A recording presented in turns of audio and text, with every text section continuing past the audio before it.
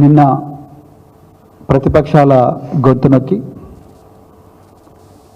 రాష్ట్ర ప్రజలందరూ కూడా గాఢ నిద్రలో ఉన్నప్పుడు 94,000 కోట్ల రూపాయల ఖర్చుతో ఎంతో గొప్పగా ప్రతిష్టాత్మకంగా కట్టిన కాళేశ్వరం ప్రాజెక్టును, ప్రపంచంలోనే రికార్డు సృష్టించిన కాళేశ్వరం ప్రాజెక్టును ఒక కుంభకోణంగా చూపించి తప్పుడు ఆధారాలతో మరి ప్రజలందరూ కూడా గాఢ నిద్రలో ఉన్నప్పుడు రాత్రి 2 గంటలకు 83 క్రిమినల్ కేసులున్న ఒక ముఖ్యమంత్రి, దేశంలోనే ఏ ముఖ్యమంత్రి మీద లేనన్ని క్రిమినల్ కేసులున్న వ్యక్తి, పట్టపగలే మరి కెమెరాకు లంచం ఇస్తూ పట్టుబడ్డ వ్యక్తి రాత్రి 2 గంటలకు ఇంత ప్రతిష్టాత్మకమైన ప్రాజెక్టును ఒక నేరంగా చిత్రీకరించి సిబిఐకి మరి ఇవ్వడం జరిగింది.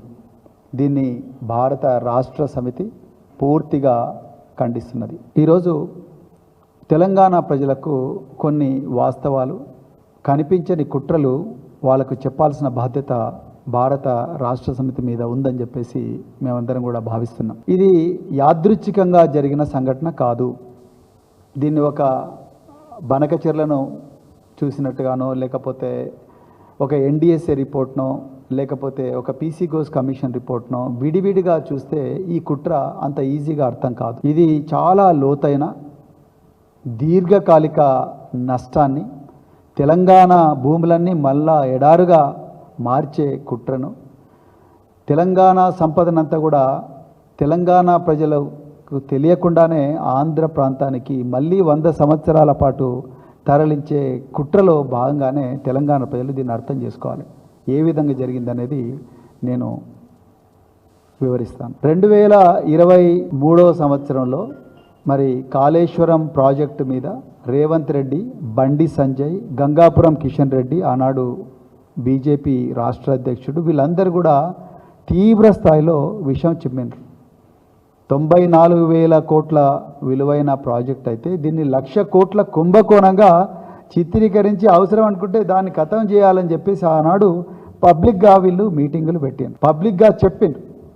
కాళేశ్వరం ప్రాజెక్టు నిర్మాణం జరుగుతున్న సమయంలోనే ఆంధ్రప్రదేశ్లో ఇప్పుడు ముఖ్యమంత్రిగా ఉన్న నారా చంద్రబాబు నాయుడు గారు ఈ ప్రాజెక్టు వద్దు అని చెప్పి దాన్ని వ్యతిరేకించిన వ్యక్తి ఈరోజు ఆంధ్రప్రదేశ్లో మరి ముఖ్యమంత్రిగా ఉన్నాడు. 2023లో అక్టోబర్ 21 నాడు కాళేశ్వరం ప్రాజెక్టులో మేడిగడ్డ బ్యారేజ్లో బ్లాక్ నెంబర్ 7లో సాయంత్రం 6:30 పెద్ద పేలుళ్ళ శబ్దం వినిపించింది.